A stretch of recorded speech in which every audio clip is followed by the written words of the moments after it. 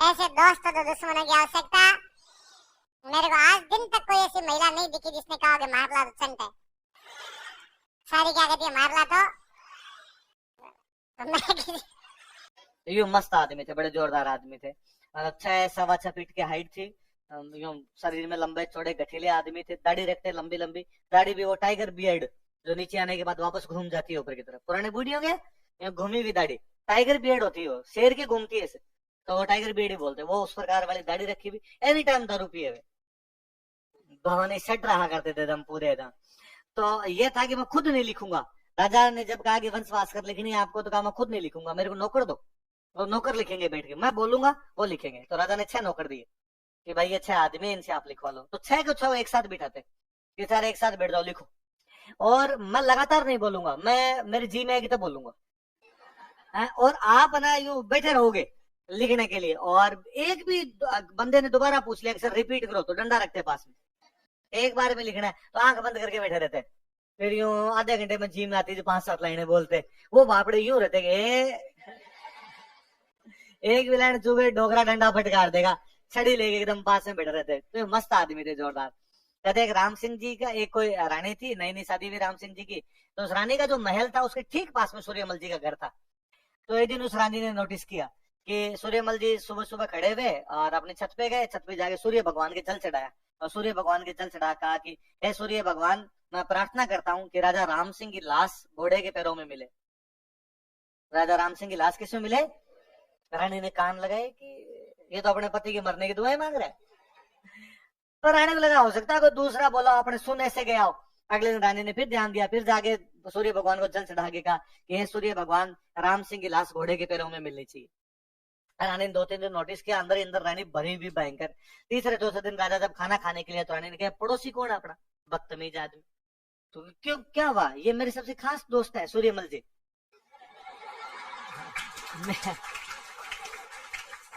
अरे ये बहुत बुरा। अरे अरे कैसे रानी, ऐसे मत को, मेरे खास दोस्त तुम इनके बारे में ऐसे कैसे कह सकती हो? क्या बात हुई? तुम्हें कोई गलतफहमी हुई होगी, और कोई घर देख लिया होगा, जस्ट पास वाला सूर्यमल जी का है, ये बहुत अच्छे आदमी है। काहे के अच्छे आदमी? सुबह शाम आपके मरने की दुआएं मांगते, हो ही नहीं सकता कि सूर्यमल जी इस प्रकार की बात कर ही नहीं सकते। क्या हुआ तुम बताओ? ये सुबह सुबह डेली सूर्य भगवान को जल चढ़ाते हैं, और तब कहते हैं कि राम सिंह की लाश किसमें मिलनी चाहिए? घोड़े के पैरों। और राजा बड़े राजी हुए, और राजा ने कहा सच में ये बात कहते हैं राम सूर्यमल जी मेरे बारे में ये बात कहते हैं कि मेरी लाश घोड़े के पैरों में मिले? कि हाँ। तो इसमें राजी होने क्या बात है? अरे रानी, कभी ये चाहता है कि मैं युद्ध में लड़ता हुआ मरूं। जो युद्ध में लड़ते हुए मरते हैं उनको स्वर्ग मिलते हैं, इसलिए कभी डेली सूर्य भगवान से कहता है कि मुझे क्या प्राप्त हो। तो गांव में क्या अक्सर लुगाइयां अपने पति कहती रहती है कि मारला तो बोला है।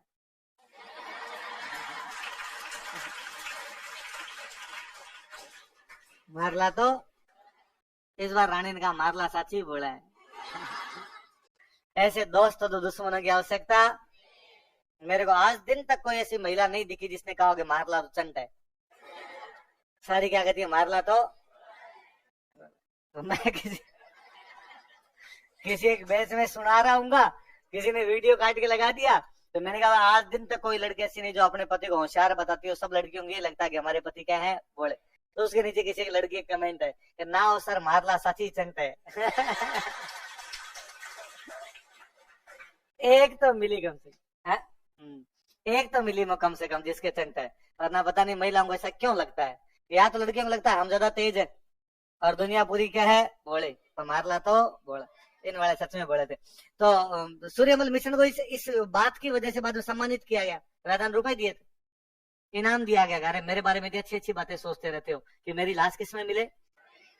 घोड़े के। तो पहले वाले में वो थे तो भोले थे, तेज थे, भगवान जाने पर चोरी अलग ही थी। जैसलमेर में एक राजा हुआ चाचक देव। क्या नाम था राजा का? वो एक दिन कांच देख रहा था तो दाढ़ी में एक बाल व्हाइट था, बालों में कोई एक बाल था, वो क्या था? व्हाइट।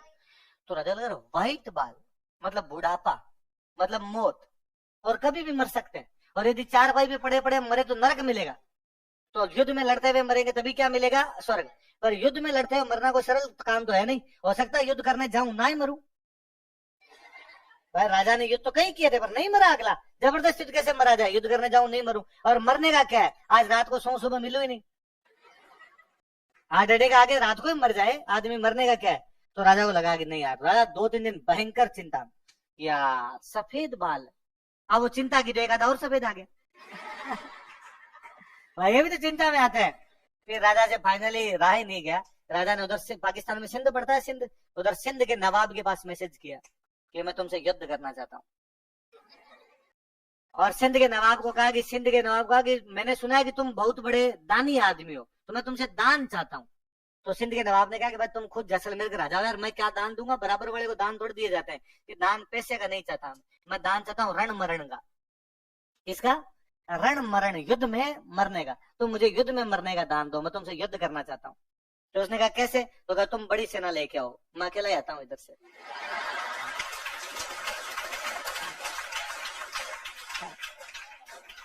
अगले दिन राजा ने अपनी सेना को कहा कि मैं रण मरण के लिए जा रहा हूँ, कोई साथ चलना चाहता है। तो 500 फौजी गए, 500 और थे, उन्होंने कहा स्वर्ग चाहिए। 500 गए, उधर से सिंध का नवाब 15-20 हजार की फौज लेके आता। थोड़ी देर का युद्ध हुआ, युद्ध के अंदर 2-4 घंटे में जीता, लड़ सकते थे, लड़े, मर गए। और उनको इस बात पे बड़ा वो था कि भाई अपने को अब क्या मिलेगा, स्वर्ग मिलेगा। स्वर्ग में जाने की भावनाएं बड़ी बलवती थी जी। ऐसा सूर्यमल मिशन है। सूर्यमल जी के आप कई लेटर मिले अपने को, उन लेटर को देख के पता चलता है कि इनको 57 की क्रांति की जानकारी थी। 57 वाली क्रांति के टाइम थे। मध्य प्रदेश में एक जगह पड़ती है नामली, खोजी जगह नामली के ठाकुर बख्तावर सिंह ने एक लेटर लिखा जिसमें एग्जैक्टली लिखा हुआ इनका कि इतनी तारीख को समय बदल जाएगा। ये वो तारीख है जिसमें 57 की क्रांति शुरू होनी है। बदला नहीं वो बात अलग है, क्रांति फेल होगी, इसका मतलब बंदे को पहले पता था कि क्रांति शुरू होने वाली। तो लिखो सूर्यमल मिशन के पत्रों से, letters of Suryamal mission, Suryamal mission के पत्रों से, लेटर्स ऑफ सूर्यमल मिशन।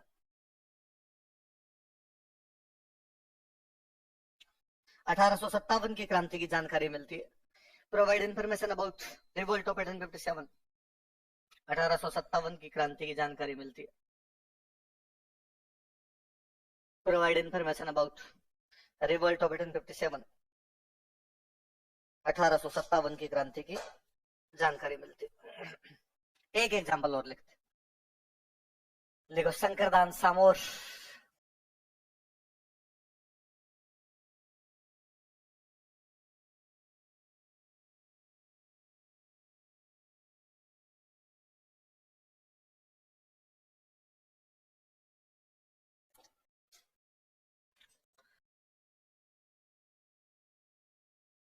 देश दर्पण,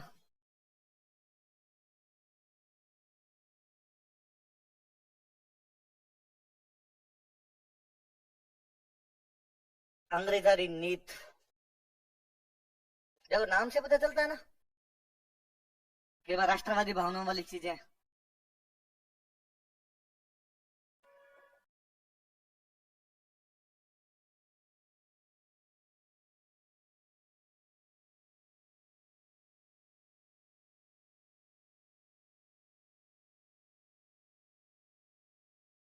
शक्ति सुजस,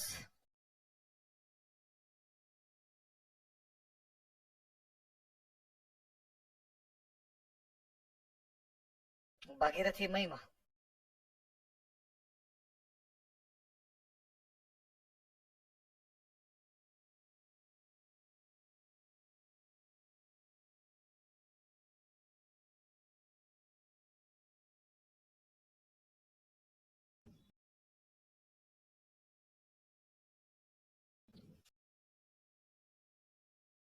क्या क्या नाम बताओ देखिए। देश दर्पण, अंग्रेजारी नीत, शक्ति सुजस, भागीरथी महिमा। किसकी किताब है? शंकरदान सामोर। देख लो, देश दर्पण, अंग्रेजारी नीति, इनको देख के लगती कि कैसी बातें रही होगी राष्ट्र। बहुत अच्छे अच्छे दो, एक बहुत अच्छा सा दोहा है इनका अपने राजस्थान की धरती के लिए कि भाई अपने यहाँ बरसात कम होती है, तो राजस्थान में बरसात कम थी, तो उस पर एक दोहा बनाया इन्होंने कि पानी रोकाई प्यावणो, बोलो लगे रगद पियोड़ी रज।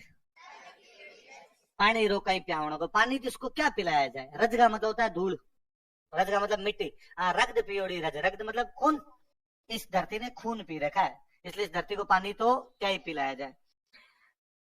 संख्या मन में समझ जा, बोलो देखे, घन नहीं बरसे गज, गज मतलब बादल, घन मतलब ज्यादा, बादल ज्यादा बरसते नहीं है। क्यों नहीं बरसते? कि संख्या मन में समझ आ, ये समझ के मन में शंका कर लेते हैं इस धरती को पानी तो क्या ही पिलाया जाए, इसने क्या पी रखा है, इसलिए हमारे बरसात कम होती।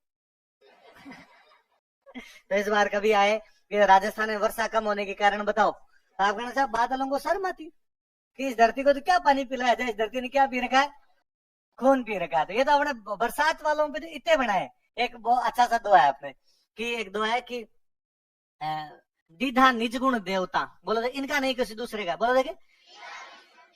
दीधा मतलब दिए, निज गुण मतलब अपने गुण, देवता मतलब देवता, देवताओं ने अपने गुण दिए। ऋषियां दी आशीष, ऋषि मतलब ऋषि, ऋषियों ने क्या दिया अपना, देवताओं ने गुण दिए, ऋषियों ने क्या दिए, आशीर्वाद। सिरजी जिन दिन मरुधरा, बोलो जिस दिन ये मरुधरा मतलब राजस्थान की धरती, सिरजी मतलब बनाएगी, सृजन करना, बनाना, बनाएगी। सोनी नायो शीस, बोलो सोनी का मतलब होता है पृथ्वी, सोनी का मतलब क्या होता है, पृथ्वी। नायो मतलब नमन किया, सिर मतलब झुकाया, पृथ्वी ने सिर झुकाया, ऋषियों ने आशीर्वाद दिया, देवताओं ने अपने गुण दिए। कब, जब राजस्थान बनाया गया। तो कहने का मतलब भाई पृथ्वी ने भी कहा कि भाई राजस्थान बनाया जा रहा है तो नतमस्तक हूं इसके सामने। देवताओं ने कहा कि हमारे सारे गुण दे दिए जाएं, ऋषियों ने कहा कि हमारे क्या दे दिए जाए, आशीर्वाद। उसका अगला दुआ मुझे बहुत अच्छा लगता है, अगला है कि दीदा नहीं जो देवता, बोलो देखे, जो देवताओं ने नहीं दिए। भाई देवताओं ने गुण दिए पर कुछ रख लिए, नहीं दिए। लुंठापन ही लीन, बोलो लुंठापन मतलब जबरदस्ती, जो देवताओं ने नहीं दिए वो हमने देवताओं से जबरदस्ती छीन। इंद्र भाग्यो आंतर है, देवताओं का राजा कौन है, तो इंद्र हमसे डर के दूर भाग्या, आंतर मतलब दूर, इंद्र भाग्यो आंतर। अब लग बरखाहीन, अभी तक बरसात नहीं करता हमारे।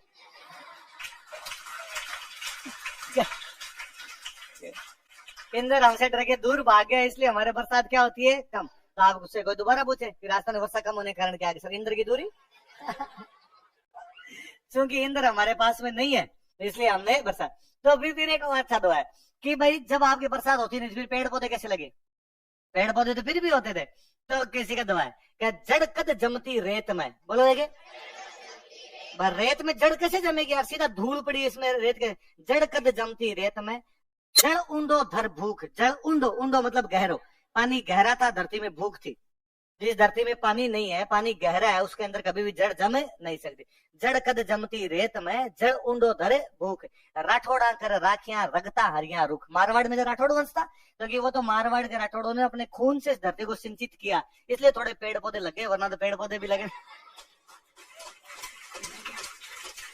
मैं कोई अपनी कमी को भी गा सकता है, वो केवल राजस्थान वाले।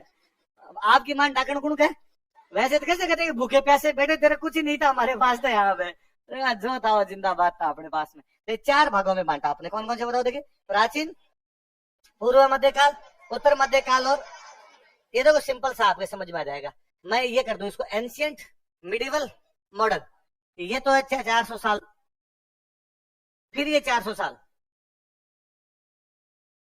देख सुनो तो मेरी बात, और ये 1850 है। अब इसके 2 पार्ट कर दिए, एक प्री और पोस्ट। तो एक में 1450 से 1650 और एक में 1650 से 400 साल है ना। पहले 400 साल प्राचीन काल, फिर 400 साल मध्यकाल, और बाद में आपका आधुनिक काल आ जाएगा। पहले बीच वाले 400 के 2 टुकड़े कर लेना, 200 में पूर्व और 200 में।